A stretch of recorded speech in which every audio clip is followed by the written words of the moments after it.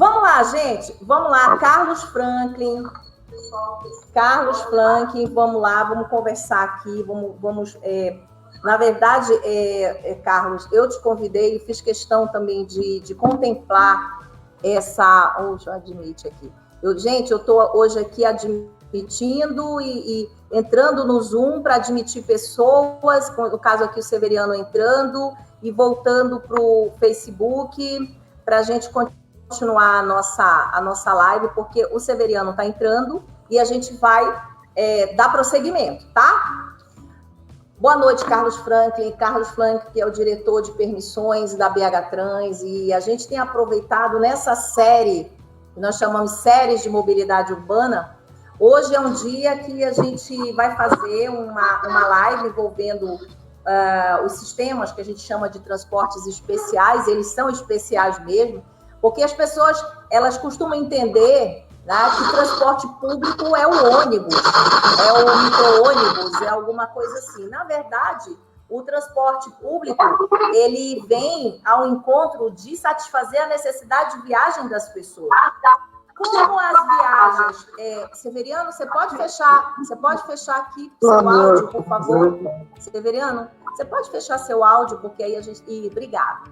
E aí, o transporte, ele vem ao encontro das necessidades das pessoas. As pessoas, elas precisam do transporte para realizar suas viagens. Mobilidade urbana é um dos temas mais discutidos e um dos maiores problemas que nós temos no mundo. Já está certo, você daqui a pouco. Severiano, você pode fechar, por favor? Pode fechar seu microfone, por favor, um pouquinho? Isso, porque senão a gente não consegue falar aqui, o barulho fica grande aí. E aí, você pode... Isso, mantenha fechado. Só abra quando for falar, porque aí a gente consegue ouvir um ao outro. E aí, o que acontece? O sistema de transporte, ele vem ao encontro da necessidade das pessoas. E as pessoas geralmente têm a ideia de que transporte público é ônibus, transporte público é metrô, transporte público são essas coisas, né? E, ao final das contas, né, os outros sistemas, que são esses que nós estamos falando aqui, o escolar, o motofrete, o táxi, o aplicativo, ele também tem o seu segmento de usuários, que fazem as suas viagens com características diferenciadas da viagem comum de alguém que faça aquela viagem que é tradicional na prática, que é a viagem casa-trabalho, né, o Carlos Franklin. Então, o que a gente vem aqui hoje, e a gente quer bater esse papo com você, inclusive, o pessoal da universidade, eu sempre aviso o pessoal da faculdade lá, onde eu leciono engenharia de transportes, mostrar um pouquinho do que a BH Trans ela é organizada em termos de atendimento a esse sistema de transportes e também, ao mesmo tempo, falar um pouquinho da nossa realidade aqui em Belém. Então, a gente vai conversar, Severiano, o seu microfone está ligado. Seu microfone está ligado. Você desliga aí, por favor. Isso, desligue aí. Depois, aí ligue quando for na hora de falar. Obrigada. E aí fica barulheira, né? Não, eu preciso que você desligue o microfone, o seu microfone, para não dar aqui problema de som. Aí você fala, quando você for falar, você liga, tá bom? É só um probleminha técnico, gente. Você pode desligar o seu microfone? Isso, obrigada. Aí você liga quando você for falar. Na verdade, o Severiano estava com um probleminha. Ele liga o microfone e ele liga a câmera, tudo junto. Tudo bem. Carlos, eu queria que você se apresentasse. Aqui a gente está no Facebook, a gente costuma fazer lives no Instagram. E no Instagram tem aquela correria do tempo, né? Graças a Deus, no Facebook a gente não tem isso, mas também a gente não vai se alongar muito, né? Vai procurar fazer uma coisa que seja interessante num tempo razoável. Então, por favor, Carlos, se apresente e coloque logo de imediato o que você faz e, enfim, o que você faz e a BH Trans, o papel dela dentro dessa área de mobilidade urbana de sistemas de transporte. Por favor. Primeiramente, né, boa noite, professora. Agradeço pelo convite. Né, cumprimentar também o Severiano, Transporte Escolar e todos que estão nos assistindo nessa live. E realmente, assim, o tema mobilidade é um tema extremamente complexo e importante para a cidade. eu sou gerente de controle de permissões da BH Trans, né? Trabalho na BH Trans há 25 anos e sempre nessa área de transportes, né? Lá a gente faz o gerenciamento das permissões e autorizações de táxi, escolar, suplementar, fretado e motofrete. E principalmente agora, no momento de pandemia que a gente vive, a gente vê como que é importante a mobilidade, como que os sistemas são impactados com a ausência de passageiros, né, dos usuários do transporte e como eles se complementam. Isso é uma situação muito importante, porque como você bem disse, né, as pessoas às vezes enxergam só o transporte coletivo e esquece dos pequenos transportes, como o transporte escolar, que é visto como pequeno, mas tem uma grande importância, porque transportam nossas crianças, e tem que ser um transporte de segurança, com qualidade, né? E muitas vezes a gente fala tanto aqui que o pai às vezes economiza e para ir num transporte clandestino, sendo que o primeiro fiscal, né, do sistema da BH Trans, seja de Belém, seja do Rio, são os pais, para colocar o filho dele num transporte seguro. Né? A gente tem o motofrete, que está sendo tão importante nesse momento de pandemia, né? E essa legislação de motofrete, ela veio toda embasada, construída junto com o Ministério da Saúde, porque a ideia era, vamos profissionalizar, vamos acabar com o motoboy e trazê-los para a sociedade, colocar, né, como motofretista, uma pessoa experiente, que tem que ter 21 anos de idade, tem que ter 2 anos na carteira, categoria A, que já está um motorista mais experiente para essa atividade. E hoje está sendo tão importante nesse momento agora de pandemia. Nós temos o transporte suplementar, que complementa o transporte coletivo, né, fazendo bairro a bairro, que auxiliando bastante aqui no sistema de Belo Horizonte, né, o transporte fretado, que transporta os nossos universitários, né, no período noturno, principalmente, que é onde tem mais atuação aqui em Belo Horizonte. Então, todos os transportes o que vem agora, né, que é o transporte individual privado, né, que é o famoso aplicativo, né, que é um desafio para todas as cidades, né, e não está sendo diferente para Belo Horizonte, né, de regulamentação, de inserir essas pessoas, né, dentro do sistema, né, mesmo tendo toda a dificuldade, né, de adaptação entre o sistema de táxi e o sistema de aplicativo. E o sistema de táxi, assim, que é fundamental em todas as cidades, né, um sistema já antigo, já consolidado, ou seja, todos eles têm a sua importância e têm a sua excelência onde eles executam. Você já está há muito tempo trabalhando na BH Trans, né? Você é funcionário, já é um concursado já de longa data, né?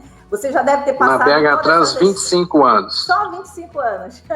Só 25 anos. Você já deve ter passado por várias situações da evolução do transporte desses modos, né? Do próprio transporte escolar, do motofrete, do táxi. Enfim, a BH Trans não lida com mototáxi. Belém tem mototáxi também aqui, né? Além do transporte desses modos aí.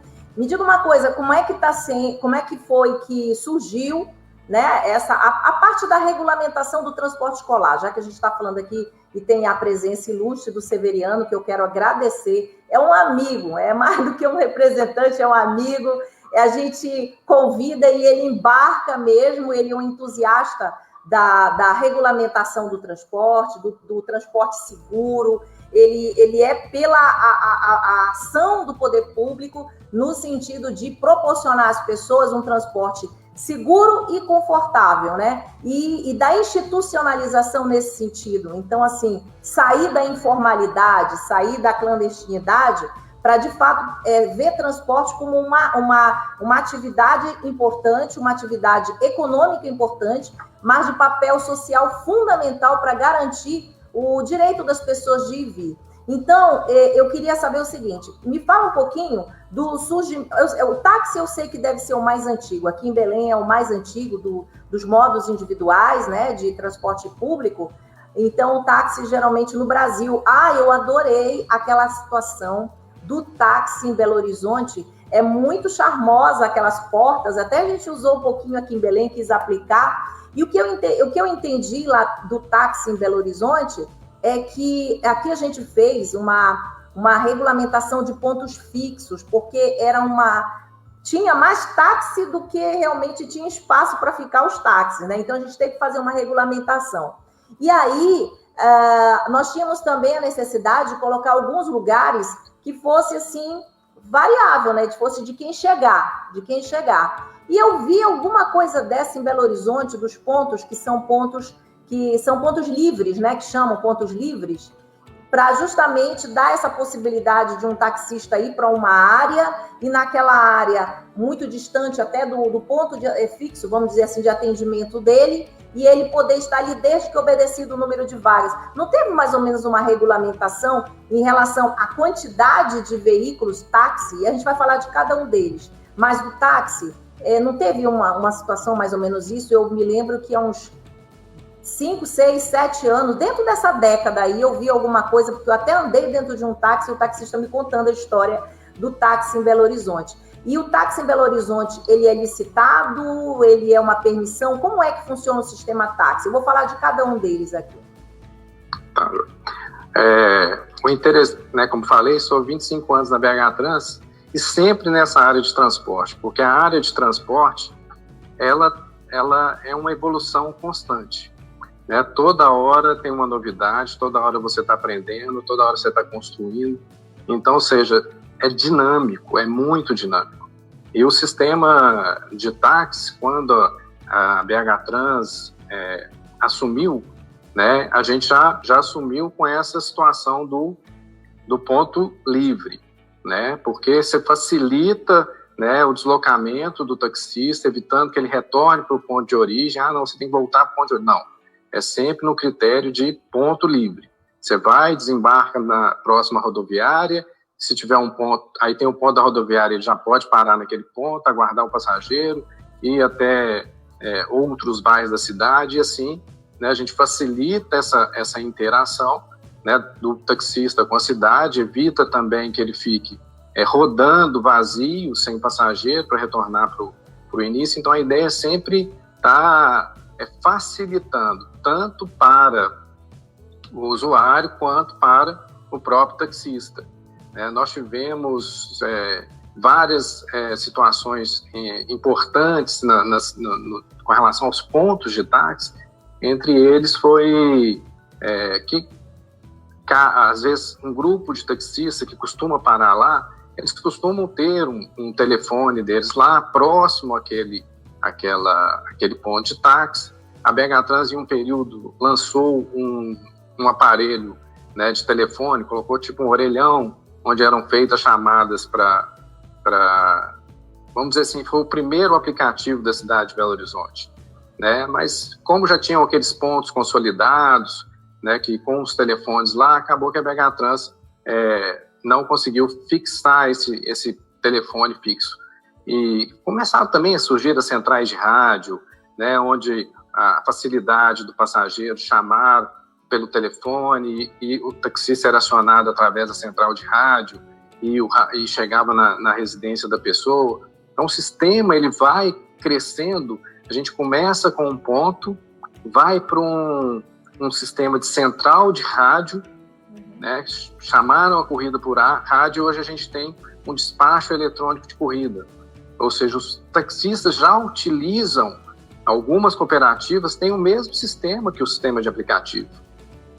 Esse ano, o sindicato, né, do táxi aqui de Belo Horizonte lançou um aplicativo, né, que é o TXS2, que está abarcando todos os taxistas, né, e tem aquele taxista que ele gosta de rodar, né, como se diz, na maçaneta.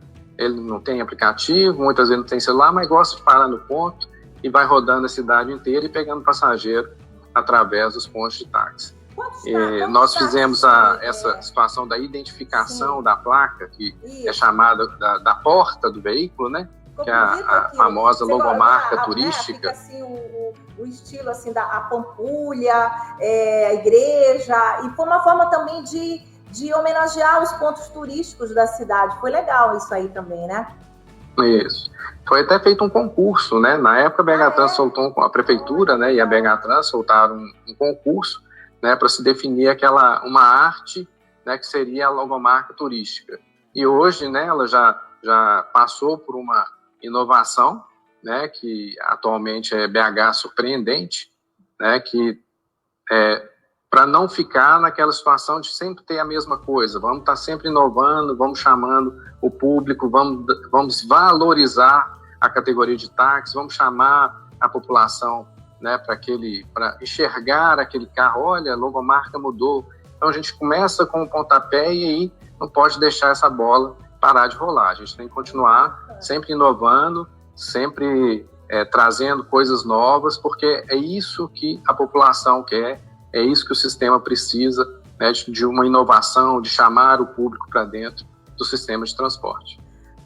BH tem quantos táxis hoje? São permissões? Ou é autorização? O sistema de táxi ele é formado por permissões. Atualmente a gente tem aproximadamente 7.000 permissões. Nossa! Né? Essas permissões têm permissões de pessoa física, né? E de pessoa jurídica. Só Belo Horizonte, que eu me lembro, são em torno de 3 milhões de habitantes, não é isso? Isso. Pois é, quando eu não estou falando de agora, porque agora eu não tenho conhecimento, não tenho proximidade, mas quando eu estive na prefeitura, lá na Secretaria de Mobilidade Urbana, nós tínhamos uns 5.000 táxis em 1,5 milhão de habitantes.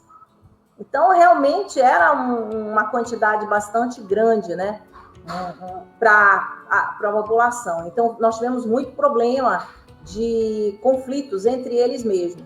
Agora, o maior conflito veio com a entrada dos aplicativos. Em Belo Horizonte, a entrada dos aplicativos, ela mexeu mais. Foi com qual sistema? Foi também com os táxis? Porque aqui em Belém teve um problema sério. Tem um problema ainda sério com os táxis. E já está regulamentado o aplicativo em Belo Horizonte? O impacto, né, do aplicativo, né, por ser um modal, ele tem seu impacto no táxi, porque, vamos dizer assim, aparentemente, eles se sentem iguais, né? São veículos particulares, né? Só que um é placa cinza e o outro é uma placa vermelha. Então, tem aquela concorrência direta, mas afetou também o transporte coletivo também foi afetado com a vinda dos aplicativos. Nós fizemos primeiro em 2018 um decreto, mas esse decreto ele foi revogado porque existia a necessidade de ter uma lei municipal. A lei municipal ela foi aprovada no final de setembro do ano passado, e esse ano nós criamos uma comissão de regulamentação dessa legislação. Então, é uma comissão que seria com participantes do transporte de aplicativo, com participantes do sindicato, com participantes das empresas de gerenciamento de corridas de táxi e da BH Trans. Mas, com isso, acabou vindo a pandemia, que ficou em segundo plano essa situação da regulamentação. Isso aí se converteu em lei? Tem alguma coisa ligada com o aplicativo em torno de alguma coisa em termos de legislação mesmo? Tem a lei já tem uma legislação, mas depende ainda da regulamentação do município, que é a regulamentação da BH Trans. Aí nós montamos essa comissão para construir essa regulamentação, porque qual que é a nossa ideia? A nossa ideia é trazer todos os participantes para uma roda de conversa e fazer com que essa regulamentação atenda às necessidades da cidade, às necessidades de todos os entes envolvidos ali. para evitar que o grande problema são as ações judiciais, né? Então, você tem que fazer uma regulamentação muito bem feita, porque a gente não quer também cair nessa situação de, regulamenta, mas daqui a pouco vem uma determinação judicial e suspende essa regulamentação. Então, a gente está fazendo essa regulamentação com muito cuidado, com muito critério, né, chamando todos os entes envolvidos, para que a gente mostre a importância, né, que é o serviço que já faz parte, né, da lei federal, né, de mobilidade. Então, ou seja, tem que participar do sistema. Então, ele vai entrar no sistema, mas tem que entrar de uma forma que também não fique parecendo que está sendo impositivo, que vai ser melhor para um ou pior para outro, porque a BH Trans nunca trabalhou nesse sentido, né? A ideia da BH Trans sempre é construir as ações, mostrar o melhor caminho, ver que a gente tem que conviver, né, os sistemas, como você mesmo falou, do quantitativo de táxis, mas hoje a gente tem convênios com o município de Contagem. Então, os táxis de Contagem, eles podem rodar em Belo Horizonte, da mesma forma como Belo Horizonte pode rodar no município de Contagem. Então, sim, os sistemas vão se construindo, né? A gente tem que ter o município hoje, Contagem em Belo Horizonte, é quase um só.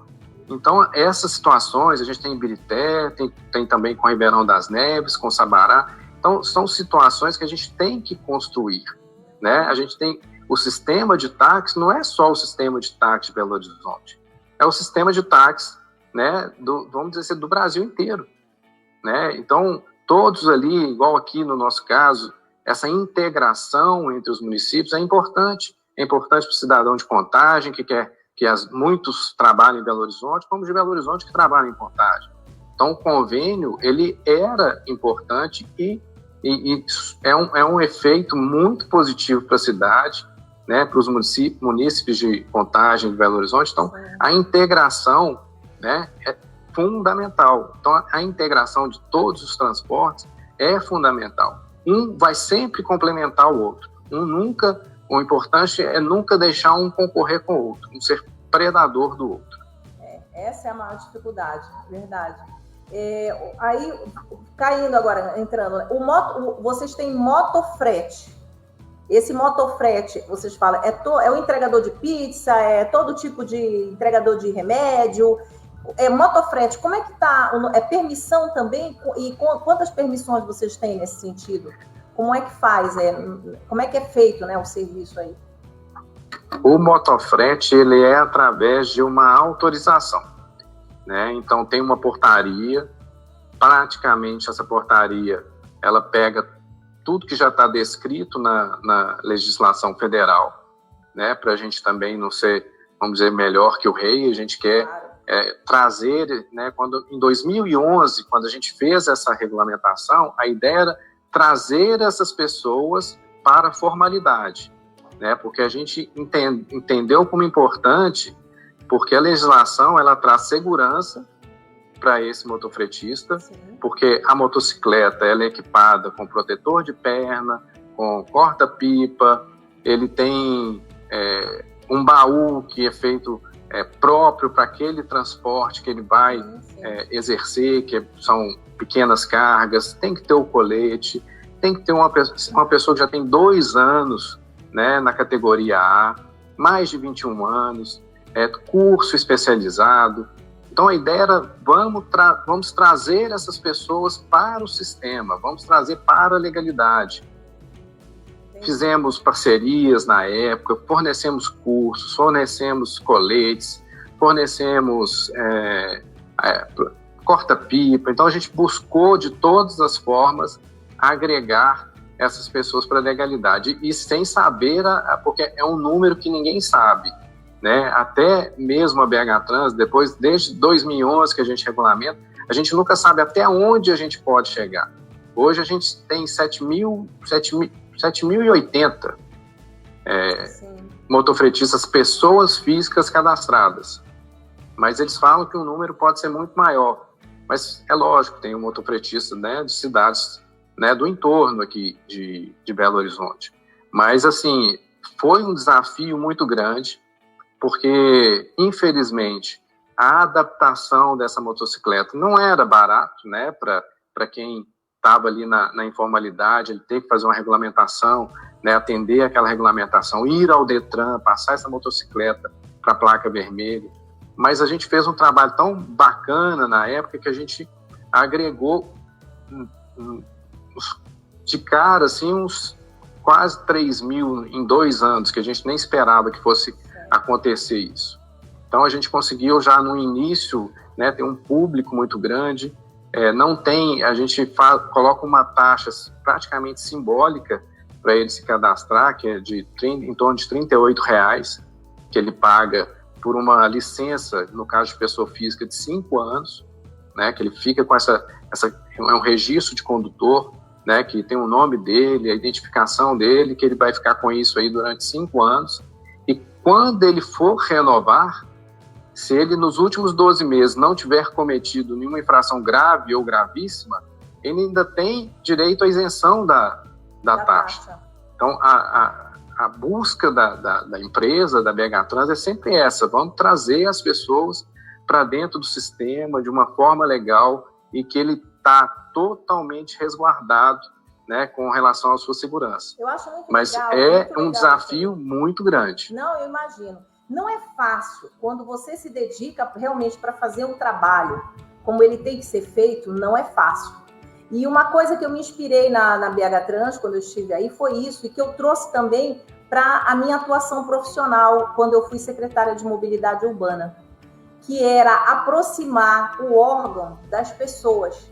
E eu vi essa preocupação muito grande aí na BH Trans, da imagem desse órgão, um órgão que tinha o interesse de passar para as pessoas a imagem que era um órgão célere, organizado, tecnicamente capacitado e preocupado realmente em atender e prestar um bom serviço. Quer dizer, é muito complicado esses órgãos, em geral, trânsito e transporte, em que há uma tendência, até por ser órgãos que, ao mesmo tempo, eles são repressivos em algumas coisas, são burocráticos em outras coisas, né?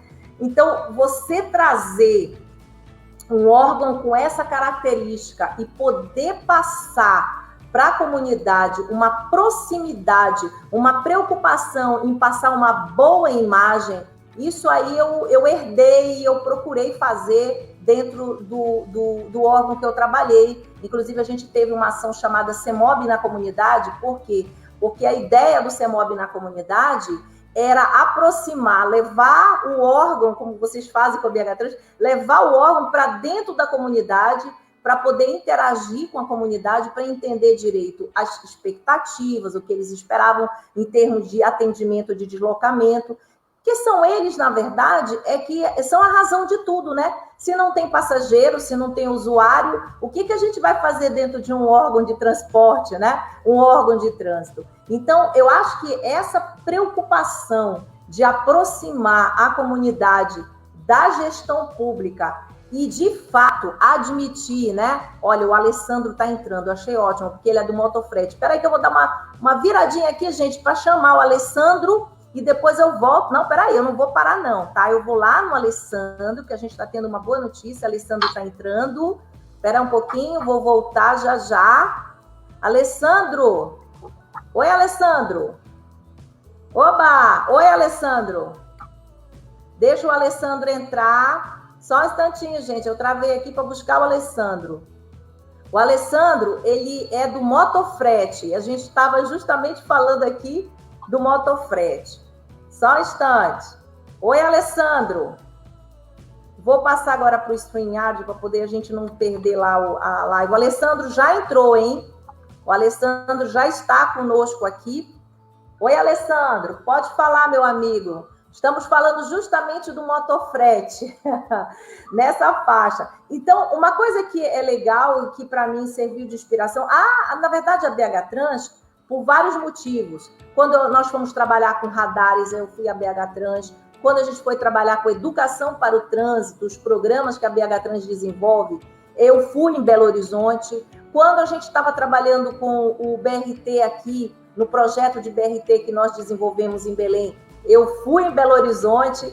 E eu vi essa preocupação mesmo, Carlos, eu vi essa preocupação de vocês de estar mostrando para a população que havia um compromisso de vocês na busca da prestação de um bom serviço, porque um órgão público, ele tem um lado em que ele media uma relação entre prestador de serviço, né, e a comunidade, e a população.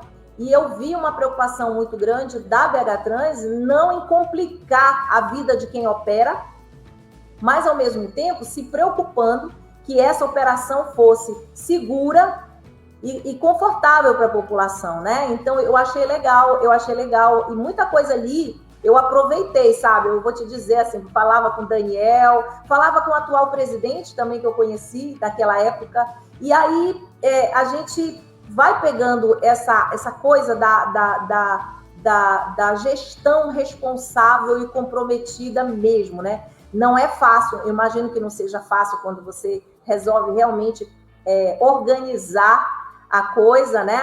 A estrutura, e existem modos que já são mais organizados naturalmente entre eles, mas tem modos que são extremamente complicados de organizar. Porque a gente sabe que em transporte tem também a questão da atuação política, as interferências de interesses, e não é só da política, mas entre eles mesmos, existem aqueles grupos, um grupo que é outro grupo, oposição, não sei o quê, então é complicado você mediar todas essas coisas.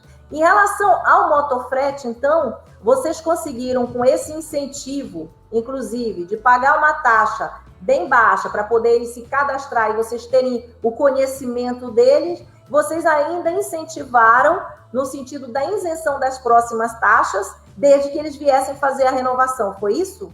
Eu entendi direito? Isso, exatamente. Então, mas assim, com vamos dizer assim, a grande ressalva você tem direito à isenção da taxa, mas olha, nos últimos 12 meses não pode ter no seu prontuário do Detran nenhuma multa grave ou gravíssima.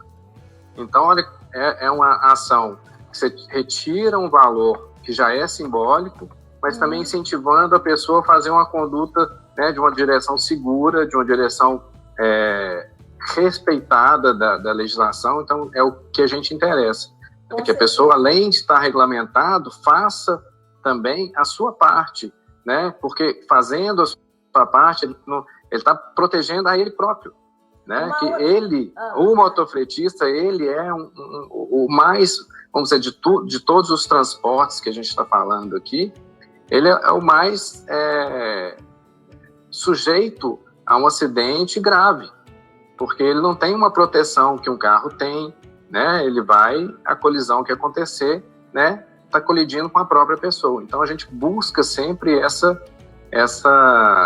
esse cuidado, esse zelo, né? E que é um desafio, porque a gente não deixa de ser um órgão, né, regulamentador e fiscalizador. Pois é. Né? Então a gente, né, muitas vezes tem que falar o não, porque a regulamentação não permite, mas também a gente constrói muita coisa junto com a categoria. Então a gente tem essa abertura de ouvir muito a categoria, ver o que está se passando, o que pode melhorar, né? E como você bem disse, né, dentro de uma própria categoria a gente tem aquela divisão, né, que nem sempre é uma boa divisão, é uma divisão muitas vezes política que não está agregando em nada para a categoria.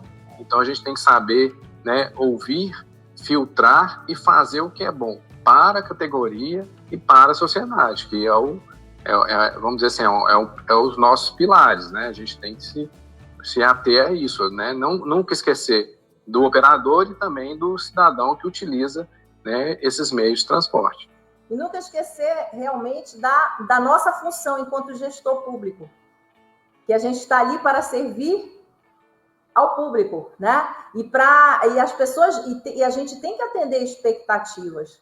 Importante de sentar num cargo importante, inclusive como o seu aí, para uma cidade de 3 milhões de habitantes, e aqui a gente está falando de uma que é metade, mas é grande também, dentro das cidades brasileiras, as pessoas entenderem que um cargo desse, ele é um cargo investido de uma grande responsabilidade social, né? E você, na verdade, está ali agindo sobre vida de pessoas, sobre a vida das pessoas.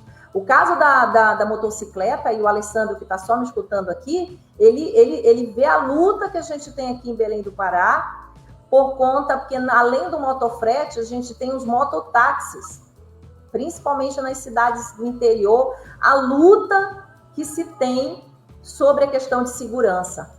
Não se entende por que se paga tanta coisa, tanto seguro, tanta coisa. É justamente porque quem está em cima de uma motocicleta está muito mais exposto, muito mais vulnerável dentro do trânsito, né? Então, é muito complicado essa situação que passam esses profissionais. Eles trabalham intensamente dentro do trânsito e eles ficam competindo com veículos, né? Que já estão todos, têm as suas carcaças, e eles ficam competindo com essas pessoas. Então, aqui em Belém, a gente tem, assim, uma situação considerável de acidentes envolvendo o pessoal que anda de motocicleta. E por falar nisso, você falou uma coisa que eu acho que é importante, o próprio Severiano está escutando aí, depois a gente vai falar do escolar aqui, depois na sequência.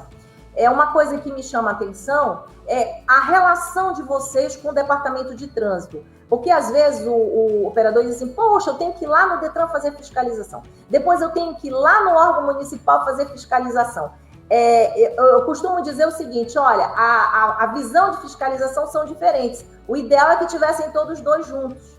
Né? Nós conseguimos aqui por um tempo, e tinha um posto, eu acho que ainda tem ainda, da secretaria, em que a gente conseguiu juntar as duas fiscalizações. Nós fizemos um convênio, e esse convênio de fiscalização ele se estendeu para outras áreas, e também a possibilidade de ter um agente do município na área de fiscalização, não vários, né?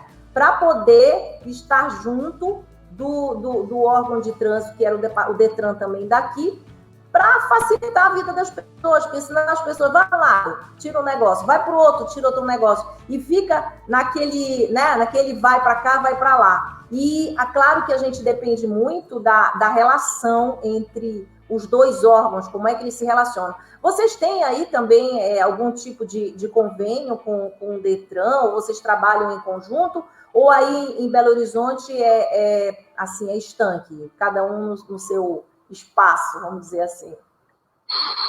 Nós tivemos um período em que dentro da BH Trans tinha um posto do Detran, né, para fazer os serviços ali dos transportes, de táxi, escolar, suplementar, transporte coletivo, porque foi um auxílio que a gente passou para o Detran, que ele estava, né, fazendo uma reestruturação lá do seu serviço.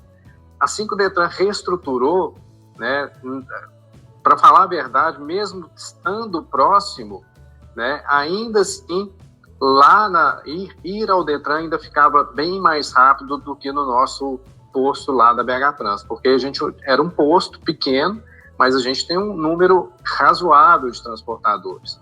Né? A gente tem 7.000 táxis, 2.000 transportadores escolares, a gente tem 300 transportes suplementar, mais 3.000 transportes. Então, transporte coletivo, então, acabou que, e na expectativa de vir mais, talvez 7.000, 8.000, 15.000 motofretistas. Então, nós não daríamos conta, né, de atender a todo esse público com o convênio que a gente, com esse pequeno posto que a gente tinha lá na BH Trans. Mas a relação BH Trans e Detran é, assim, excelente.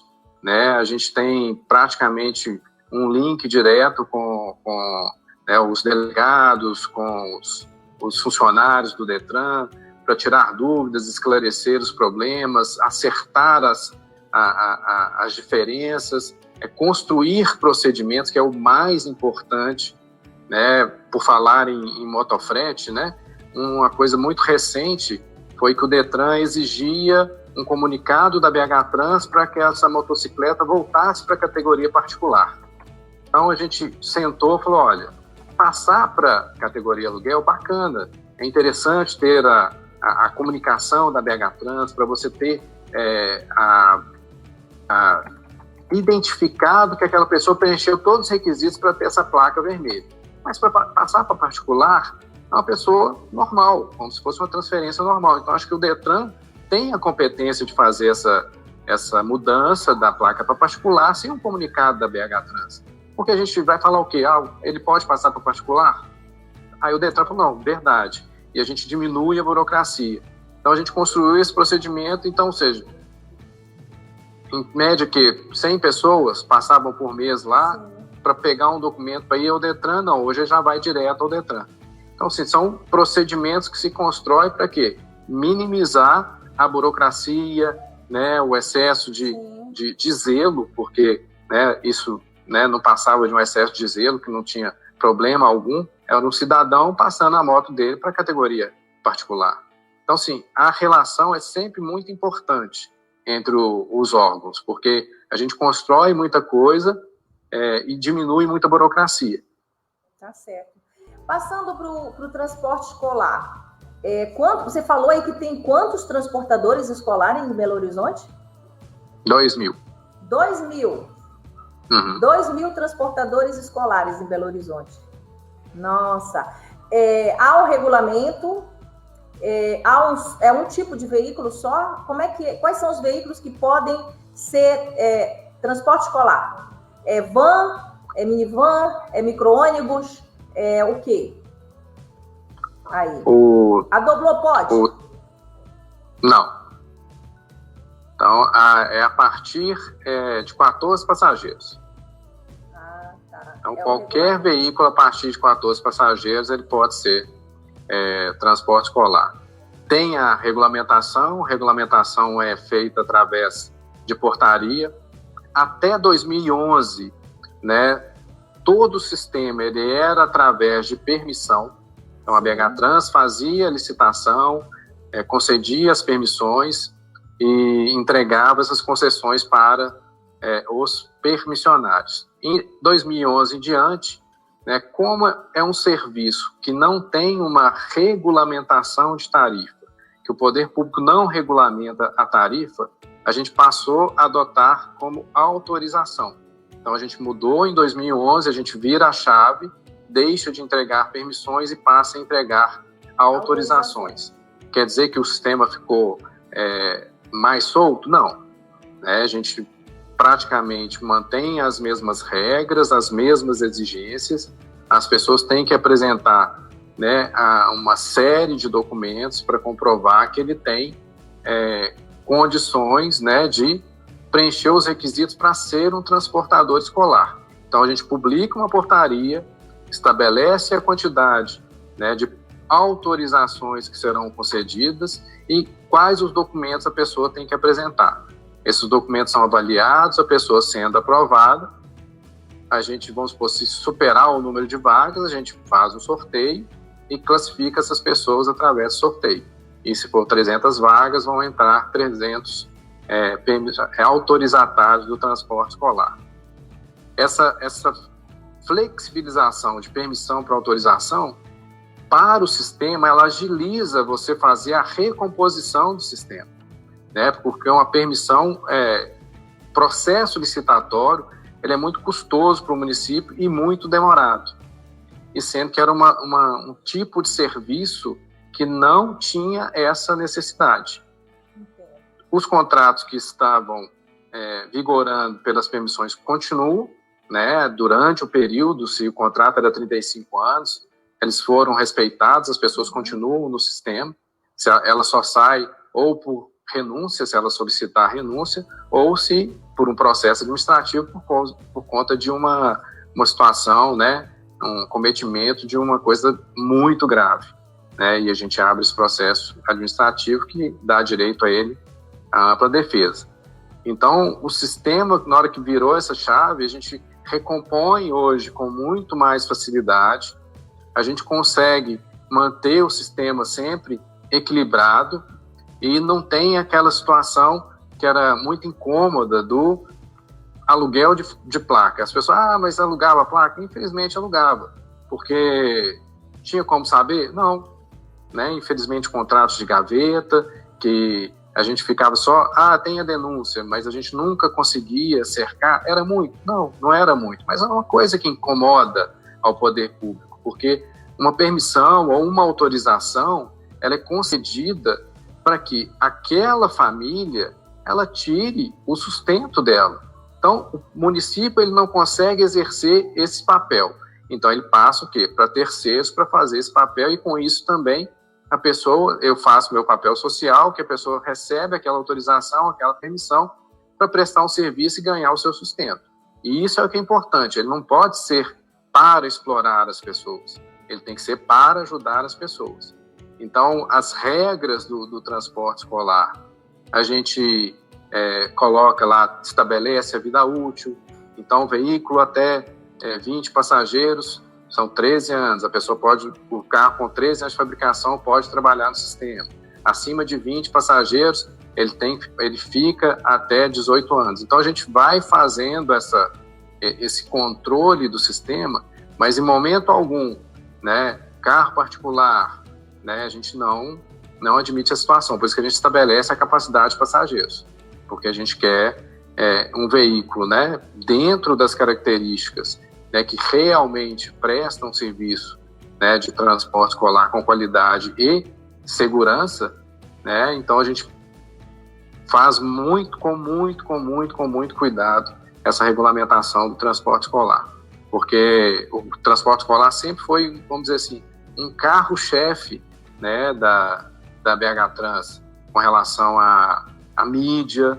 Ela é muito procurada, a BH Trans sempre, janeiro e julho, sempre tem a mídia que vem lá, quer saber como que é feita a vistoria, como que é feita o controle, como que é feita a fiscalização, o que tem que ter dentro do veículo, né, quais os equipamentos de segurança, o que a gente olha, e toda vez a gente vai e reforça. Pai, mãe, muito cuidado com o que você vai contratar. Olha bem, a pessoa tem que ter a carteirinha da BH Trans, a autorização de tráfego da BH Trans. Isso garante que é uma pessoa que a gente avaliou todas as certidões criminais dela, a gente avaliou a certidão do prontuário dele, ele fez um curso, o veículo dele está apto, né? Ele tem um veículo que a janela não abre mais do que 10 centímetros, que a porta não abre pelo lado de dentro, que todos os cintos estão funcionando. Então, assim, isso traz a segurança para o pai, para a mãe, para fazer a contratação. Eu acho que o bem maior, né, do pai e da mãe são seus filhos, e ele tem que entender que é importante buscar o transporte legalizado, né? E a gente busca sempre, por isso que eu falo, a gente está sempre em contato com a categoria, né? Nesse momento agora de pandemia, onde esse transporte foi impactado assim, severamente, porque se não tem a escola funcionando, não tem o transportador levando as crianças, né? E muitos pais encerraram, né, os contratos, né, deixando o transportador, né, numa situação delicada. A prefeitura aqui em Belo Horizonte está realizando algumas ações, né? Teve fornecimento de cesta básica, né, para os transportadores escolares, pessoa física. Agora a gente está fazendo uma série, né, de possíveis alterações, mesmo que temporária, na vida útil do veículo, estendendo um pouco mais para a pessoa não ter que trocar o carro se estiver vencendo a vida útil agora esse ano, para dar um fôlego para essas pessoas se recuperarem, né, desse momento que está vivenciando taxas, agora. Né? Ainda tem as então, taxas, sim, né, Carlos, também, que eles têm que pagar, tem que fazer todo ano as taxas administrativas que importam em qualquer operador, né? O transportador escolar, ele paga, não paga normalmente uma taxa para fazer o recadastro, para atualizar cadastro ou não? Desde 2014, até 2014, a gente tinha uma taxa que era um custo de gerenciamento operacional. Tá. O último ano foi em torno de R$200, mas desde 2014 a gente não tem mais essa taxa que era paga pelo transportador. Hoje ele paga pela renovação do credenciamento dele, que ocorre a cada 5 anos.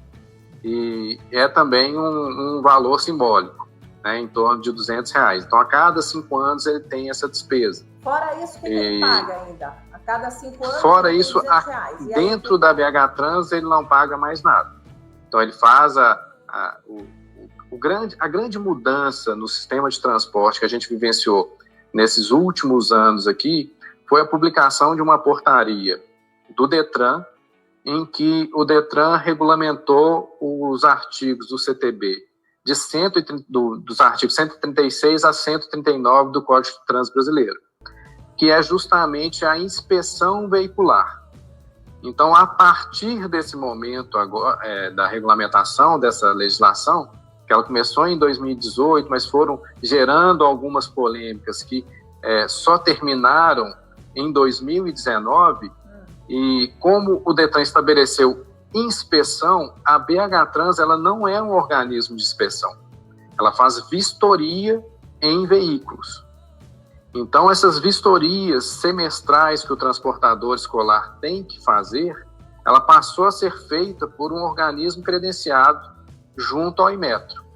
Então, isso foi um pouco o que acabou onerando o transportador escolar, porque essas vistorias semestrais que antes eram feitas na BH Trans, né, sem custo para o transportador escolar, a partir da regulamentação, né, que se fez necessário pelo Detran, porque eram os artigos do Código de Trânsito Brasileiro, acabou que, ao se classificar como inspeção veicular, né, tirou da BH Trans a possibilidade de continuar fazendo essas vistorias, para a gente não ter um embate lá na frente, né, jurídico, de ação judicial, que a gente estava descumprindo uma coisa que a gente não tem como fazer. Com a inspeção, ela requer um especialista, né, um historiador, um engenheiro e um equipamento. Então, são equipamentos que façam aferições bem detalhadas de situação de frenagem e que a BH Trans não tem. Então, infelizmente, isso acabou onerando um pouco o transportador escolar. O que tem acontecido nesse período de pandemia, como eles estão parados, né, e essa inspeção veicular que eles fazem, a gente lança no nosso sistema, a gente não está exigindo que eles façam a revalidação de um documento que é utilizado apenas quando ele está prestando o serviço. Então, durante esse período que eles realmente não estão executando o serviço, essa autorização de tráfego que está vinculado a essa inspeção veicular, a gente não tem exigido que o transportador faça a revalidação dela nesse momento. Então, quando tudo se normalizar, aí lá na frente, quando ele voltar às atividades, aí sim, né, porque tem que cumprir, porque a inspeção veicular ela está prevista no Código de Trânsito Brasileiro, que é a legislação federal, e aí a gente não pode, né, deixar de cumprir. O que eu acho interessante é que a gente faz essas lives e o papo, às vezes, a pessoa passa e diz assim, é uma coisa técnica, é uma coisa... Mas a gente está falando do nosso dia a dia, né? Na verdade, está falando de transporte, a gente está falando de circulação, a gente está falando do direito de ir e vir. Tudo que a gente está colocando aqui é uma estrutura que existe para que as coisas caminhem bem, né? Para que elas consigam caminhar bem. Eu vou te fazer uma última pergunta antes de abrir a palavra para o Alessandro e para o Severiano, e também o pessoal do Facebook, tá? O pessoal que está aqui assistindo a nossa live, pode fazer pergunta, viu? Pode fazer pergunta aqui para quem vocês quiserem fazer. Eu queria fazer uma última pergunta antes de entrar com o pessoal. Como é que vocês estão lidando com a questão, já que esse tipo de transporte, esses aí, o motofrete, o escolar, enfim, todos esses aí, como é que vocês estão lidando com a questão da clandestinidade? Que as pessoas não se regularizam, não vão à BH Trans e acaba tendo assim meio que um governo paralelo, uma operação paralela. Como é que vocês estão lidando com essa situação de clandestinidade? Bom, a clandestinidade é um desafio, né, para a BH Trans, né, para todos, né, principalmente porque a BH Trans, em 2009, ela perdeu o poder de polícia, então ela não pode realizar fiscalizações com base no CTB. Então a gente necessita... É uma companhia, né? Aqui, como nós somos uma autarquia, uma superintendência, a gente tem poder de polícia. Agora, a BH Trans, por uma coisa jurídica passada, se entendeu que uma companhia... Só queria que você explicasse isso, porque a pessoa diz assim, mas como, né? A BH Trans não é órgão de trânsito? É que é uma companhia, né, Carlos? E por ser uma companhia, foi entendido juridicamente que ela não poderia fazer isso, não é isso? Isso, porque, né, nós somos uma empresa, né, uma empresa, apesar de ser empresa e dentro desse quadro societário só, vamos dizer assim, empresas da própria prefeitura, né, mesmo assim não entende como ter o poder de polícia, que o poder de polícia teria que ser, né, ter a autarquia, ter uma me fugiu a palavra aqui. É a pessoa que é autoridade de trânsito. Então tem que ter a autoridade de trânsito que faça aquelas notificações. Então a partir daí não pode ser o presidente da BH Trans a autoridade de trânsito. Ela pode ser o presidente da BH Trans, ele tem autoridade para emitir as notificações de penalidade dos transportes, que são regulamentados, né, com portarias específicas, mas não quanto ao CTB. Mas a partir daí, o que a gente faz? Vamos construir parcerias com a Polícia Militar e agora a Guarda Municipal, que pode fazer também, né? Esse tipo de fiscalização. Então, a gente faz as nossas fiscalizações acompanhados, né? A gente faz a fiscalização junto com a Polícia Militar, junto com a Guarda Municipal, né? E eles também, cada um, fazendo dentro lá do seu papel. A Guarda Municipal, muitas vezes, faz a fiscalização, principalmente do transporte fretado, né, porque do transporte fretado, do motofrete, né, porque o motofrete é o que eu falei, é o risco, é aquele que a gente quer acolher, aquele que a gente não quer que fique prejudicado, né, porque se ele sofre um acidente, ele deixa de exercer a atividade dele, né, e isso é o que a gente não quer. E uma coisa que poucas pessoas sabem, que toda essa regulamentação, né, do motofrete, ela teve a participação, assim, intensa do Ministério da Saúde, porque é interessante para o Ministério da Saúde, porque são pessoas que muitas vezes ficam inválidos. E isso não é interessante para ninguém, não é interessante para o poder público, e nem é o que a gente quer para essas pessoas. E hoje, assim, a gente tem enfrentado, né, que é incrível, assim, como que a gente vai, igual eu falo, o transporte ele vai evoluindo e as coisas vão acontecendo e você fica, assim, às vezes, sem entender como uma situação igual hoje acontece. Hoje estamos tendo em Belo Horizonte as pessoas que se dizem moto-entregadores. É a pessoa que tem placa cinza e ele quer fazer a entrega, porque ele fala assim, não, mas eu não sou motofretista, eu não faço pequenas cargas, eu sou motoentregador, eu só cadastro lá no aplicativo e faço entrega de pizza, de sanduíche, eu quero ser igual Uber versus, a famosa Uber versus táxi. Então eles acham que tem essa situação, mas na verdade são coisas distintas, porque a regulamentação que existe para o motofrete, qualquer pessoa pode preencher. Não é um serviço restrito. Se eu tivesse categoria A, com mais de 2 anos, eu poderia ir lá fazer meu cadastro sem problema algum. Qualquer cidadão pode fazer o cadastro desde que preencha os requisitos. Diferente do sistema de táxi, porque tem que passar por uma licitação, tem um processo mais burocrático. Ele pode falar assim, são sistemas diferentes. Um é privado, né, transporte privado de passageiro remunerado. Outro não, é transporte individual público-privado. Mas, assim, isso não pode trazer para o motofrete. Se a gente trouxer isso para o motofrete, a gente só está colocando mais em risco a vida dessas pessoas. Porque hoje a pessoa fica desempregada, o que ele vai correr? Vai fazer entrega, ele vai para o aplicativo. Então a gente tem que tomar muito cuidado, porque é um público muito vulnerável e que tem que ter toda atenção. Então, por isso que a Guarda Municipal, ano passado, deu um aumento nas fiscalizações, mas, assim, mostrando para a pessoa a importância. Foi muito mais educativa do que punitiva, né? Não teve muita punição. E, lógico que, às vezes, igual eu falo, né, tem que ter a punição, porque tem coisas que, quando você chega, você identifica, você não tem só como fazer a educativa. Na hora que você vê as condições da motocicleta, na hora que você vê a documentação, infelizmente, em algum momento você vai ter que fazer uma autuação. Infelizmente, isso não tem jeito.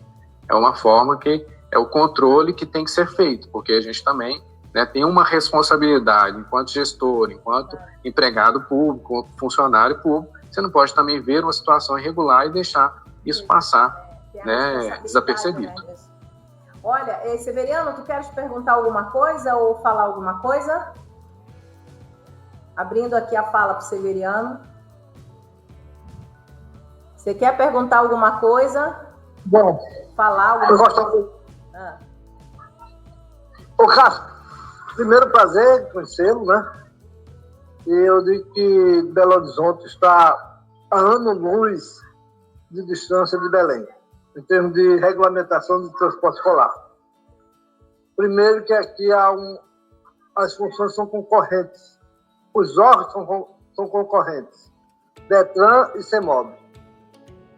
A CEMOB regulamenta o segmento, mas quem dá autorização, além da CEMOB, também é o DETRAN. A CEMOB exige vistoria semestral. O DETRAN também exige vistoria semestral. A CEMOB cobra taxas concorrentes com as taxas do DETRAN sucessivamente. Então, se a gente for analisar os sistemas de per si, nós vamos dizer que nós estamos muito atrasados. Mas a problemática é nacional. Eu tenho um bom relacionamento com o Eduardo, aí, que é o presidente do Sindicato dos Fundadores Escolares de Belo Horizonte, um cara muito ativo. Mas a gente vê que o segmento do transporte escolar, sem olhar pela pandemia, porque a pandemia pegou a todos, indistintamente, nós vemos que é um segmento que ainda está muito caracterizado pelo seu amadorismo. Há uma concorrência desleal dentro do segmento, há uma desunião dentro do segmento, porque a fiscalização é falha e o sindicato busca, dentro desse processo de sistematização, busca uma harmonia do segmento legalizado. Então, o sindicato ele é combatido pela maioria que é ilegal. Porque o sistema em Belém, essencialmente Belém, pela sua cultura de falta de fiscalização, falta de atuação do órgão, com exceção, eu diria, ao momento em que a doutora Maísa esteve à frente do órgão, não é que eu esteja na frente dela, mas é a verdade. Mas, mesmo durante a gestão dela, o sistema ele era regulamentado, mas não era sistematizado em torno de uma instituição que o representasse como hoje tem, que é o nosso sindicato. Desde 2018, o sistema tem buscado alternativas de adaptação dentro do regulamento. Nós temos o regulamento que nos permite a autorização aqui, mas tanto o DETRAN faz fiscalização punitiva de polícia, como a CEMOB também o faz. Isso cria conflitos inconciliáveis e o órgão, a instituição sindical busca harmonizar mais. Essa concorrência também é uma concorrência política e que a gente está no meio dessa história toda. Mas a nossa luta hoje, dentro da busca pela harmonia, é dentro da própria categoria. Por isso que o problema é nacional. Enquanto Belo Horizonte tem 2.000 condutores escolares dentro da legalidade, nós temos aqui 1.000, dos quais somente 150 são legalizados. E não há uma busca pela legalidade. Por quê? Porque eu não estou aqui querendo dizer que o órgão age mal ou age bem. Mas a estrutura de transporte escolar é aquela sua primeira palavra aí, que nós somos poucos representativos. Quando comparados com táxi, quando comparados com ônibus e os outros modais.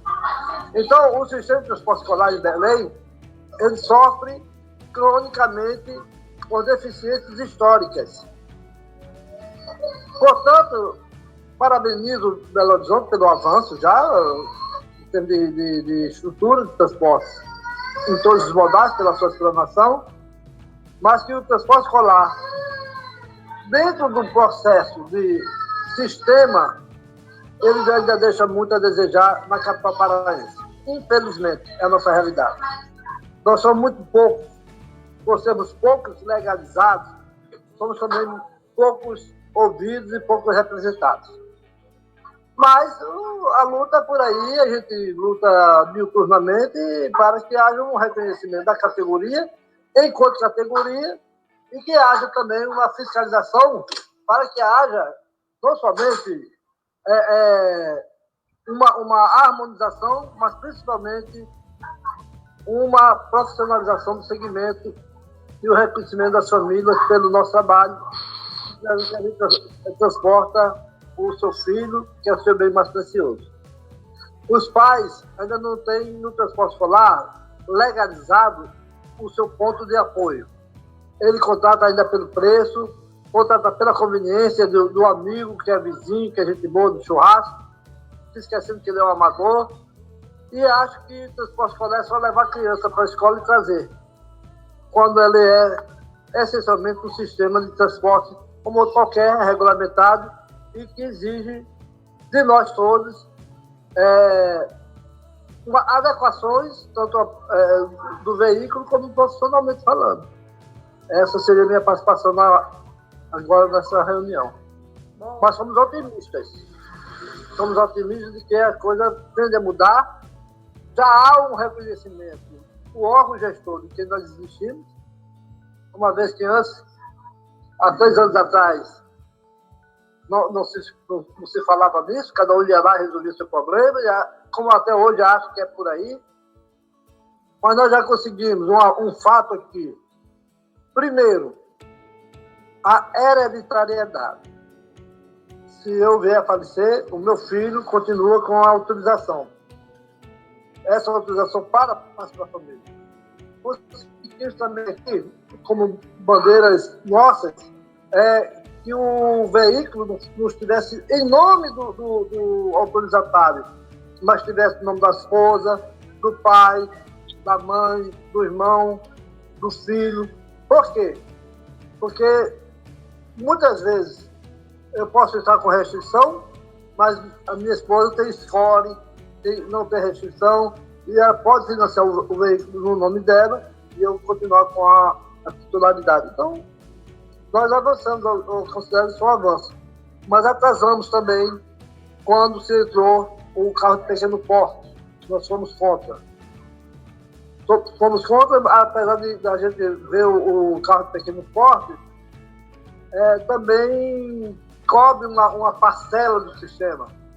Mas isso trouxe o quê? Um incentivo à informalidade. Porque o carro de pequeno porte, ele se mistura com os outros. Uma van escolar, não. A van, ela se destaca pelo seu tamanho. Se bem que o carro de pequeno porte também é caracterizado enquanto escolar. Mas ele não precisa, para fazer o transporte, entra no sistema justamente para não ser caracterizado. Então ele se mistura. Uma van não, já fica mais difícil. Então é por aí. Mas nós fomos vencidos nessa batalha aí. Infelizmente, porque aqui ainda há muita ingerência política no sistema. Muita ingerência política.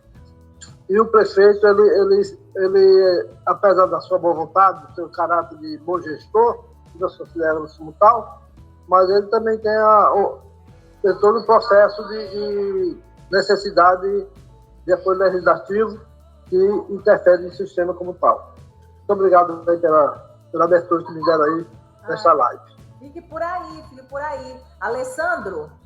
Oi, Alessandro. Oi, doutor. Mas, um pouquinho aí, o Alessandro... Deixa eu só fazer um comentário na fala do Severiano. Alessandro, deixa ele fazer um comentário em cima da palavra do Severiano e depois já passo para você. Espera um pouquinho. Pode falar. Porque o transporte escolar ele é tão importante que ele tem um capítulo exclusivo no CTB. Apesar disso, né? Olha quão importante é esse transporte. Ele tem um capítulo exclusivo e é importante, quando eu citei a regulamentação que o Detran fez aqui, foi também de uma necessidade, porque tem municípios que não têm, a prefeitura não faz a regulamentação do transporte escolar, né, não tem uma empresa, não tem uma autarquia que faça isso, então o Detran tem que ser esse papel, mas ele é um papel de complementação. E aqui, o Carlos Eduardo, o presidente do sindicato aqui do transporte escolar, é muito atuante, né? Quando saiu a portaria, né, teve uma participação muito grande da categoria. Qual que era o receio da categoria? É ter duas regulamentações do transporte escolar, ter que cumprir duas regulamentações, a do Detran e da BH Trans. E com isso, o Detran foi acertando até que chegou à conclusão que o que estava descrito com relação ao veículo, que é uma inspeção que não está dentro da competência do município, seja BH Trans, da Transcom de Contagem, né? Então é feito pelo organismo de inspeção, ou pode até mesmo ser por um responsável técnico, um engenheiro mecânico, tem aquela capacidade e aquele equipamento para fazer essa inspeção veicular. Então, o resto, tudo ficou com a BH Trans, a emissão da autorização de tráfego, a verificação da documentação, se aquele veículo atende os requisitos, só aquela vistoria de 6 em 6 meses que passou a ser feita por um organismo credenciado conforme a regulamentação do Detran. Então, ou seja, não ter essa concorrência. E passando a palavra agora para o Alessandro, e junto a esse capítulo do CTB que trata do transporte escolar, foi inserido o motofrete. Né? Ele entrou junto, né? São capítulos 136A, 136. Então, assim, a importância desses dois transportes e que são os dois que estão participando dessa live com a gente. Bacana. Alessandro, pode falar. Oi, Alessandro. Oi, doutora. Tá chegando aí? Que pena que a gente não pode te ver. Hoje você está sem câmera, né? Você está sem câmera. Pois é, mas já fizemos uma live como é que funciona aqui? Mas vamos lá, você estava escutando tudinho, o que comentário você tem que fazer? Aqui tem algumas perguntinhas, depois eu vejo. Mas vamos lá, o que você pode falar? Você pegou já a gente falando de motofrete, né? Você viu aí ele colocar, ele é o Carlos Franklin, é diretor lá da BH Trans, da área de permissões. Doutora, deixa eu interromper um pouquinho, por favor. Sim. Deixa eu interromper. Sim. Está havendo um aniversário aqui em casa, eu gostaria de sair da live, porque eu estou sendo chamado para cantar parabéns. Está bem movimentado, não tem problema nenhum. Pode sair, pode sair. Tá? Está liberado. Está vendo? Já até parabéns, eu estou aqui. Obrigada. Obrigada por aceitar o convite. Tchau. Foi um prazer. Pode sair, então, avisando o pessoal. Vem aqui o Alessandro da Fenamoto. Obrigada. Valeu a sua colocação. Vamos lá, Alessandro. Boa noite a todos aí. Boa noite, doutora Maísa. Boa noite, do Carlos Franklin. Identifica para o Carlos Franklin o nome da tua federação e tal, para eu não passei isso para ele. A Fenamoto é a Federação Nacional dos Mototaxistas e Motoboy, e a gente sempre está junto aí em Belo Horizonte aí, fazendo uma visita para o abençoado sindicato Rogério Leite, Tá motoboy Carlos tá conhecendo gente aqui. Motoboy Cristiano lá, motoboy Robert, tem um paulista agora que veio de São Paulo, que tá por lá. E aí a gente anda muito esse Brasil afora aí e fazer que nem o Severiano aí. A gente vê o quanto que nós aqui no Norte estamos atrasados. Estamos aí só em 20 anos de atraso. E aí a gente fica feliz em ver que tem pessoas assim que compartilham esse conhecimento e tentam nos ajudar aí. Então, parabenizo a doutora Maísa aí por nos dar essa oportunidade de ter esses conhecimentos aí, de buscar essas parcerias, para que a gente possa avançar aqui, principalmente na região metropolitana. Nós éramos antes da pandemia, 12 mil trabalhadores em motocicleta, o delivery, na entrega, o motoboy, o mototáxi, que nem você colocou agora há pouco aí, o moto-entregador, né? E aí, tá vendo? Esses aí chegaram, nos últimos 90 dias, entrou 3 mil desse moto-entregador. O que é esse moto-entregador? Basta a moto deles ter menos de 10 anos de uso e a carteira dele for remunerada. Os requisitos que os aplicativos hoje estão usando aqui na capital, aqui em Belém, na região metropolitana, no caso, né? E a gente está dessa forma. As questões de regulamentação nunca se fez por parte do motofrete, entendeu? E fazer aquilo, ainda mais essa categoria paralela aí, diz que de moto entregador, porque eles não querem ter deveres, né? Entendeu? Eles só querem ter direitos, que é de se cadastrar em qualquer aplicativo e trabalhar, não contribui com nada, não tem que fazer vistoria, fiscalização, não tem que ter placa vermelha, e fica por isso mesmo. Por quê? Porque aqui não existe uma regulamentação por transporte de cargas de motocicleta. Não existe, só existe uma para o mototaxista. Mesmo assim, no tempo da doutora ficou eram mais de 2 mil trabalhadores. Hoje, regulamentado com a sua moto em dias e placa vermelha, não tem mais nem 800 trabalhadores em Belém, Pará. E essa é a nossa infeliz realidade. É isso que nós estamos vivendo atualmente. Todo dia acidente. Ainda ontem morreu um motociclista, tivemos 2 acidentes fatal e lamentável aqui na capital.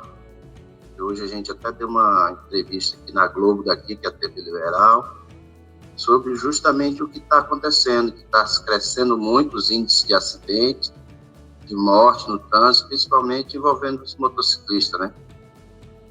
E essa é a nossa realidade. Até postei no Facebook hoje, no Instagram, tá lá Alessandro Fenamoto. Eu ia para dar essa entrevista, chegando ali na Pedro Miranda, o motociclista se acidentou, moto com moto, 2. Um moto entregador e um que a gente chama um transeunte lá. Fez ali naquelas coisas ali da Pedro Miranda ali, doutor, naquelas 4 mãos aí, 2 indo e 2 vindo. E essa é a nossa realidade. Desde já eu agradeço aí pela oportunidade, doutora. Eu que agradeço a tua presença, né? É muito importante. A gente está fazendo essas lives e o pessoal diz assim, não, mas você vai fazer uma live sobre transporte, uma live técnica. Ora, a gente vai fazer o quê? A gente trabalha com isso, eu trabalho com mobilidade urbana. E a gente se preocupa porque a gente viu agora nesse período de pandemia, quando se teve a redução da frota veicular, quando diminuiu, né, a circulação, o quanto a circulação é importante para as pessoas. Quando a gente foi para o lockdown, que não podia sair para cá, não podia sair para lá, era fiscalizado.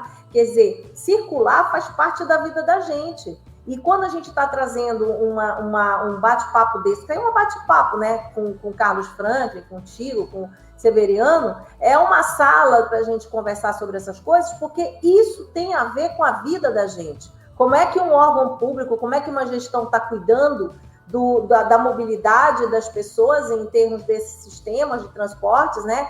Como a importância deles, porque me parece sempre que a preocupação, como eu abri essa live dizendo, essa é com transporte de massa, mas, na verdade, as pessoas têm outras necessidades que é por isso que existem esses modos também, né? Olha só, ele apareceu. Apareceu agora aí. Esse é o Estou apanhando aqui, amigão. Estou aprendendo aqui a mexer ainda aí. Eu acho que a gente tem, viu, Alessandro? A gente não pode desistir. Eu fico pensando, às vezes, sabe, a gente não pode desistir por essas pessoas, como essa que morreu hoje, a gente não pode desistir. Porque se a gente largar de mão, vai ser pior. Às vezes o pessoal, mais uma campanha, mais não sei o quê. Gente, a gente tem que falar de mobilidade. Mais do que nunca, a gente percebeu agora o quanto é importante circular, o quanto é importante a circulação para a vida da gente. né? As pessoas presas. O ato de circular em si fez mal até para a saúde mental das pessoas, que as pessoas ficarem presas dentro de casa, presas onde ficaram, né? Em vários lugares. Teve gente que estava em viagem, não pôde chegar em Belém, não pôde chegar no seu destino. Então, o que a gente está falando aqui é legal porque cria todo um conjunto de ideias para quem se interessa pelo fato. Eu acho que é de interesse da comunidade saber a importância que esses modos têm na vida da gente. Quem ainda não pegou o Uber, quem ainda não precisou de um motofrete, eu precisei demais de um motofrete, tá? Quem não teve um transporte escolar em algum momento para o seu filho, eu tive para o meu filho, né? É a tia, o tio, né? E que a gente fica muito preocupado quando pega o nosso filho, 5, 6 anos, põe dentro de uma van, né? E fica preocupado como é que essa criança vai ser transportada, depois quando chega na escola, a descida, depois quando pega na escola. Então, assim, táxi, eu sou fã de táxi também, viu, gente? Eu pego o Uber, mas eu sou fã de táxi também, eu gosto de táxi. E aí, a gente fica vendo todas essas coisas, que todos esses modos, em algum momento da nossa vida, a gente teve contato, a gente usou e continua usando. E me parece, às vezes, que as pessoas reclamam porque isso geralmente é relegado a um segundo plano, né? E fica a regulamentação por fazer, tem também a questão do índice de profissionalismo, que também é muito complicado nessa área, né? Porque as pessoas pensam que qualquer um pode fazer motofrete, qualquer um pode ser transportador escolar, qualquer um pode pegar o seu carro e fazer de Uber, né? E aí vem uma coisa que o Eurípides já perguntou um tempinho, que é o seguinte, Carlos Franklin. Ele pergunta se na BH Trans, você falou rapidamente numa carteirinha, ele falou assim, existe alguma coisa que identifique que o usuário possa ver que aquele condutor, ele é autorizado, ele é cadastrado, qual é a diferença de um para outro? Eu me lembro que em Belo Horizonte, quando eu andei de táxi, e eu via que o motorista de táxi, ele tinha uma carteirinha que ele afixava lá na frente, às vezes perto do odômetro, ali do lado do painel do carro, e tem uma foto dele, e tem um número, e diz se ele é o motorista principal, esse tipo de coisa. E eu me lembro que na época tinha isso, eu não sei se acabou para o táxi, mas em geral, para todos esses modos, vocês distribuem alguma identificação para que o usuário saiba que aquele motofrete, aquele táxi, aquele transportador escolar, ele passou por um processo de checagem, de autorização da BH Trans? Sim, aqui todos os transportes, eles têm o registro de condutor, né, que tem foto, placa do veículo, nome da pessoa, né, data de vigência daquele documento, né, que identifica o condutor, e tem a autorização de tráfego, né, que tem a data em que foi realizada a vistoria e quando será a próxima vistoria. No caso do motofrete especificamente, a gente só tem a carteirinha dele, porque como a carteirinha vale por 5 anos, né, a gente não quer ficar onerando a pessoa para vir a cada 6 meses para apresentar que a moto dele está sendo vistoriada. A gente também não pode trazer muito para dentro do órgão, né? Cada um tem a sua responsabilidade dentro do sistema de transporte. Então pode ser, o assunto de transporte pode ser um pouco chato, mas quando você entra nesse transporte, se você começa a participar, você começa a entender, isso aí não sai do sangue da gente, não. Aí a gente, né, eu aqui, quando peço um delivery, a primeira coisa que eu olho é se a placa é vermelha. É uma coisa, assim, automática. A primeira coisa que, para você saber se aquele motofretista é cadastrado, é credenciado, preencheu os requisitos, a placa vermelha é o que está ali, é o principal. Você olhou, viu a plaquinha vermelha, esse aqui tá bacana, preenche, né, todos os requisitos, né? Tem uma CNH com exerce atividade remunerada, com habilitado motofretista, ele é experiente naquilo que ele está fazendo, né? E quando eu vejo que não é, eu pergunto, né? Sem me identificar, né? Para também não causar um constrangimento. Não, por que né? Não tem que ter uma placa vermelha? Por que o senhor não tem? Até mesmo para entender, será que é alguma falha nossa que a gente pode melhorar? Mas normalmente a desculpa é, não, eu estou fazendo um bico.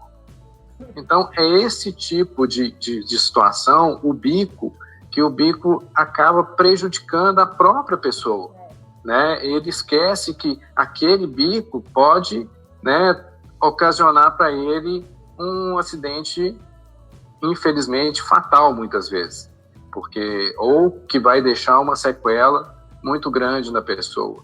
Então, entender isso, quando você entende o que o transporte é, o que ele precisa, a importância dele ser legalizado, que você está garantindo a saúde daquela pessoa, a segurança daquela pessoa, né? Se cada um olhar e fazer o que eu faço, deixa eu ver se a placa dele é vermelha, amigão, se cadastra lá, você está correndo risco. Eu acho que isso faz parte, é o papel de cada um de nós, né? Então, entender o transporte, entender a regulamentação é muito importante para a cidade como um todo. O cidadão tem que participar desse processo. É importante conhecer, é importante entender, até mesmo para compreender as nossas dificuldades, as dificuldades do Alessandro, né? Então, assim, é importante a população estar interagindo e entendendo, né, o que é o transporte da sua cidade e como ele pode contribuir, né, para aprimorar esse transporte. Tem tanta coisa para fazer, né? Tanta coisa para fazer. Agora vamos encerrando. E a importância é que a gente vai fazer e vai ter sempre alguma coisa para a gente fazer. Não, eu porque sempre falo isso, o sistema é muito dinâmico, é muito bacana, é muito contagiante. Na verdade, ele acompanha o próprio crescimento da população e da cidade, né? Quanto maior, mais complexo e mais cheio de situações. Eu queria que o Alessandro se despedisse primeiro, né, desse uma palavra final e depois, claro, o nosso principal aí, convidado de fora, de Belo Horizonte, fizesse também aí os finalmente. Bora lá, Alessandro. Beleza, doutor. Mais uma vez eu quero lhe parabenizar, doutor, por essas lives aí, tem sido de grande valia aí, principalmente na questão do transporte aí, né? Não podemos desistir, Alessandro. A gente tem que acreditar e puxar mesmo. Sangue passa na veia aqui, que o doutor Carlos falou aí. Isso contagia a gente.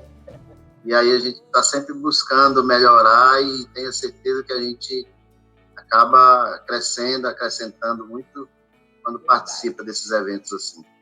Doutor Carlos, o Rogério Leite lá dá muito trabalho, o Rogério do sindicato, tá? Um abraço aí pro senhor aí, tudo de bom, viu? Um abraço aí pro povão do BH aí, Bolzão, sempre fica aí no Bom Sossego aí, no Espírito Santo aí, tem um hotel bom aí, eu sempre procuro aí. Tá certo. Eu quero agradecer. Vou a pé na feirinha aí, perto da prefeitura, vou a pé naquela feirinha aí. Tá vendo? Tá com saudade lá de BH. Nós também estamos com saudade da feirinha. Pois é, né? Ai. Sim, um abraço, Alessandro. Doutora. Muito obrigado. Olha, tudo de bom aí. Eu quero te agradecer pela tua simplicidade, né?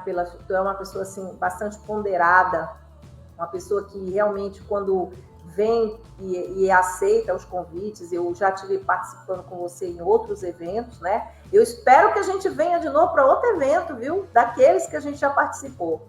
E aí, Alessandro, eu quero te agradecer pela tua boa vontade, realmente, de querer. E outra coisa que é legal, né?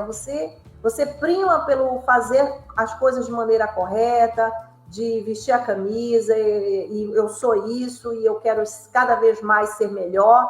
E esse trabalho teu também, que tu não pensas só em você, você pensa no grupo que você representa. Quer dizer, cada motociclista um trabalhador motociclista, ele é um parceiro seu, e você tem aquela preocupação em trazer o melhor que pode para aquela pessoa, como um trabalhador que tira daquilo ali o seu sustento. Então, eu admiro muito você é uma pessoa que sempre está pronto a estar com a gente, né? Eu queria te agradecer do fundo do coração, dizer que a gente começou essas lives assim, ainda tateando, né? Que foi aquelas primeiras que a gente fez. Tu fizeste a minha primeira live de transporte, e a gente começou a ver que isso tem contribuição, que isso pode ajudar a comunidade. Coloquei os meus alunos também para assistir, porque eles são alunos da área de engenharia, e está sendo muito legal viver esse momento agora, discutindo essas questões de transporte, gerando aí um conhecimento que vai ficar gravado, já está gravado. Quem depois quiser assistir, está no Facebook. Eu também coloquei aqui em nuvem, no StreamYard, coloquei também no Zoom. E muito obrigada, viu? Muito obrigada mesmo. Agora o Carlos Franklin aí também para dar uma palavra final. Só complementar o que o Alessandro falou. O Rogério me deu trabalho só no início, da regulamentação. Depois ele entendeu como é o nosso trabalho, a forma da gente trabalhar, como que a gente queria era construir. Aí depois é um parceiro. O Rogério é um parceirão da gente. De vez em quando ele dá um trabalhinho, mas a gente já acostumou. Ele é cabeça dura. Faz parte, né? Pouquinho. Mas é com isso que a gente consegue construir. Eu acho que a gente, né, o caminho da construção, né, requer isso mesmo. É o diálogo, e muitas vezes não vamos concordar, a gente vai discordar, e às vezes vai discordar e depois concorda. Então, sim, é construção. Transporte é construir dia após dia, né, e sempre com muito cuidado e com muita conversa, muito diálogo. Primeiro, assim, agradecer, né, o convite, né, da professora Maísa, agradecendo em meu nome, em nome da BH Trans. É sempre um prazer, né, participar de eventos assim, que é o nosso novo normal, né, que o pessoal tem falado aí, que antes era uma roda de bate-papo presencial, e hoje a gente faz isso através de lives, e que eu acho que, assim, é uma mudança que vai agregar para a gente, que a gente, né, evita esse deslocamento e não deixa de ter esse bate-papo, esse crescimento, um auxiliando ao outro, e falar que, assim, estou à disposição, sempre que precisar, né, a professora tem meu contato. Se vocês quiserem alguma regulamentação, alguma documentação, portarias da BH Trans, né, fiquem à vontade e podem solicitar, que a gente envia para todo mundo com o maior prazer. Né, e meu contato depois eu vou mandar com meu e-mail direitinho para a professora, e, né, pode passar para todos que participarem. Eu estou sempre à disposição.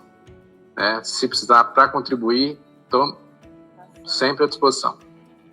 Pois é, quem sabe num evento do ano que vem, né, ô Alessandro? Quem sabe a gente faz um evento do ano que vem aí? Vamos sim, doutor. Aquele projeto, né, nosso lá, com a ONU, né? A ONU quer fazer aquele grande projeto sobre mobilidade urbana, um grande encontro. Vai ser o nosso previsto para esse ano aqui em Belém, né? Vamos fazer e o doutor Luiz Otávio, que era do Detran aqui do Pará, continua lá no Denatan, no Contan, viu? Conselheiro lá nosso. Eu conheço ele. Fala pelos motoboys, pelos motociclistas, pelos trabalhadores, né? Só queria frisar mais para o doutor Carlos Franks aí, se ela me perdoe aí, doutora. Não, tudo bem. Hoje nós somos 7,5 milhões de trabalhadores em motocicleta no Brasil. E Belo Horizonte, Minas Gerais, tem um papel muito importante, até porque é o segundo maior estado do Brasil, só perde para São Paulo, que São Paulo é um mundo diferente do nosso, né? Quer dizer que BH já está bem pertinho, mas é impressionante o tamanho que é a nossa categoria hoje. Hoje, menos de 1,5 milhão contribui com a Previdência.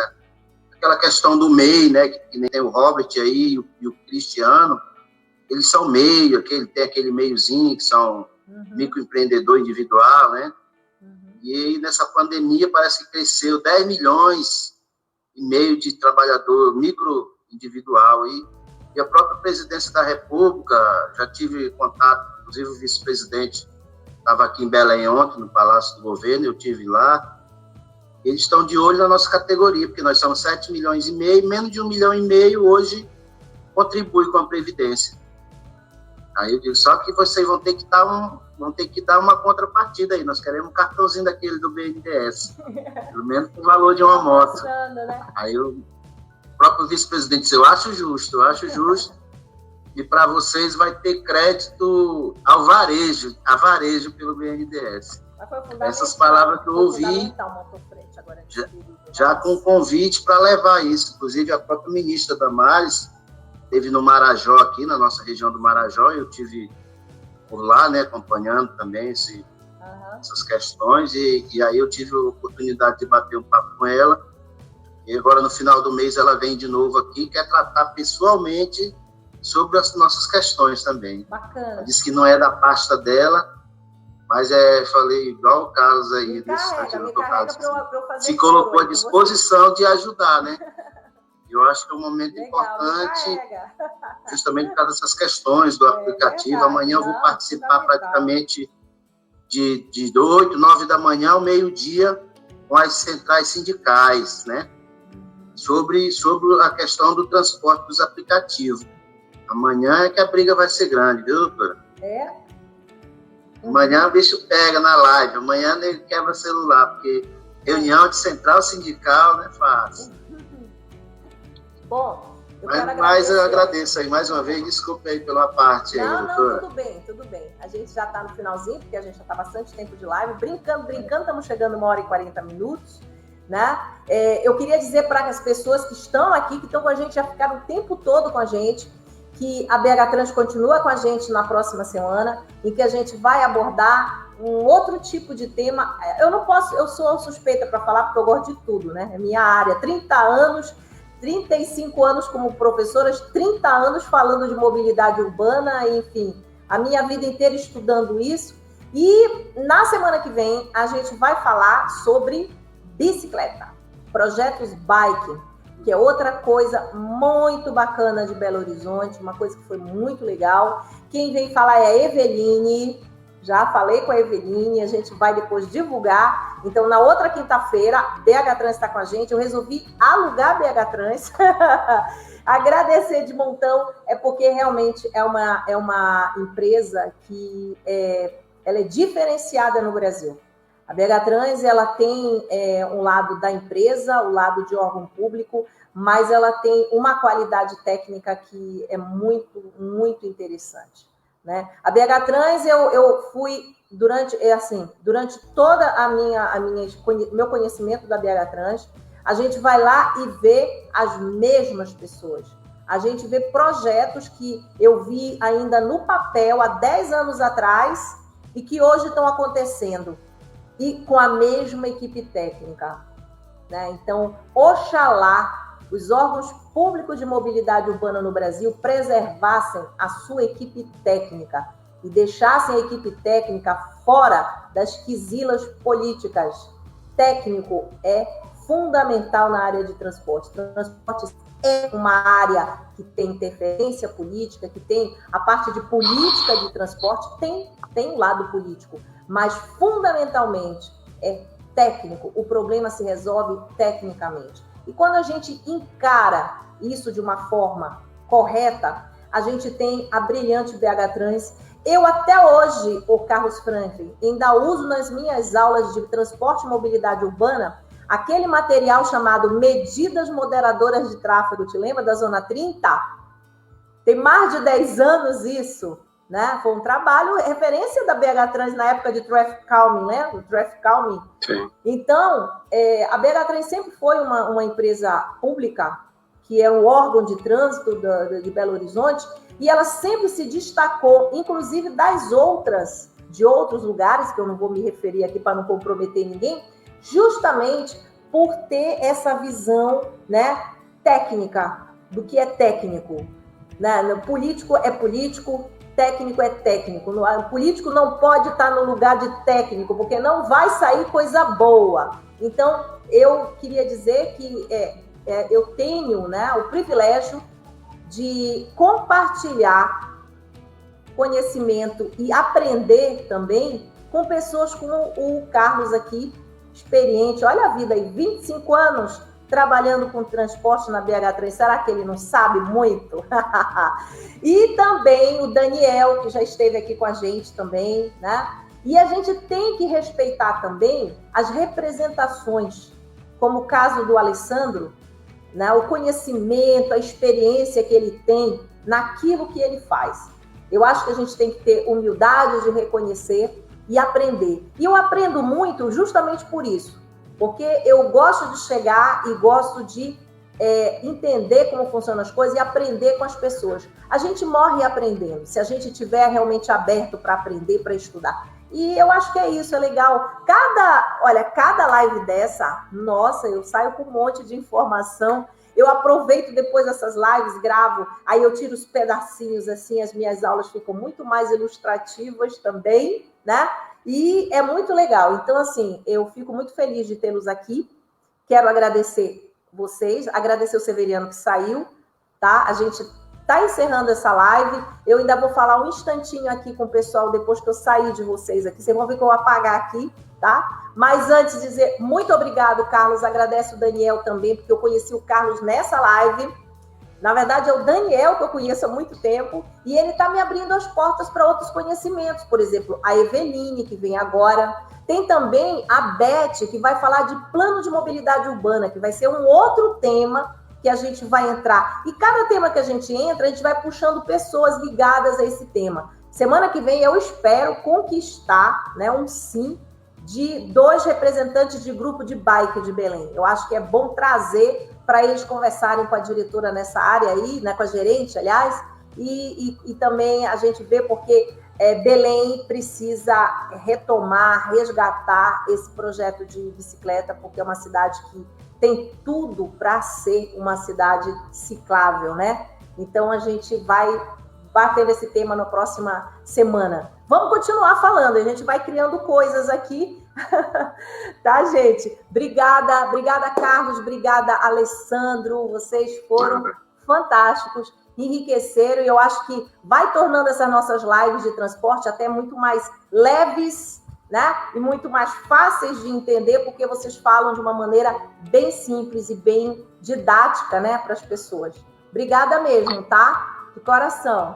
Eu que agradeço e dando um spoiler, a Eveline é sensacional, viu? Pois é. Uma pessoa apaixonada pelo que ela faz e pode ter certeza que vai ser uma live assim, muito rica.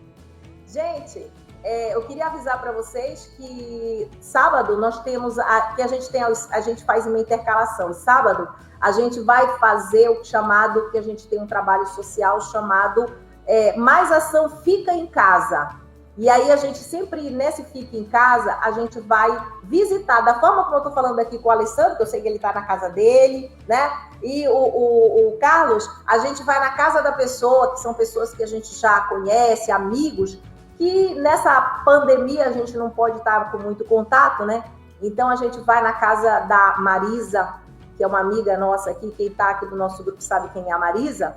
E aí no sábado a gente tem o Fica em Casa às 21 horas e retornamos na semana que vem com o projeto Bike da Eveline para falar de bicicleta também, os ciclistas aí, por favor, vamos estar aí para a gente conversar. E Belém tem um conjunto muito grande de ciclistas e de grupos, né? Que a gente chama de grupos, que vão falar sobre os projetos. E a gente vai falar dos nossos projetos também, porque a gente teve projetos em Belém implantado. Eu tenho muito orgulho de ter participado, né, do projeto, que era um projeto que foi montado sem bicicleta, e depois a gente trabalhou como projeto da Nova Duque, né, que foi a parte de ciclovia, que acabou servindo para ciclovia, para caminhada, enfim, foi muito legal. Então a gente vai falar essas coisas aí, e com a Eveline. Obrigada, Carlos, de coração. Obrigada, Alessandro.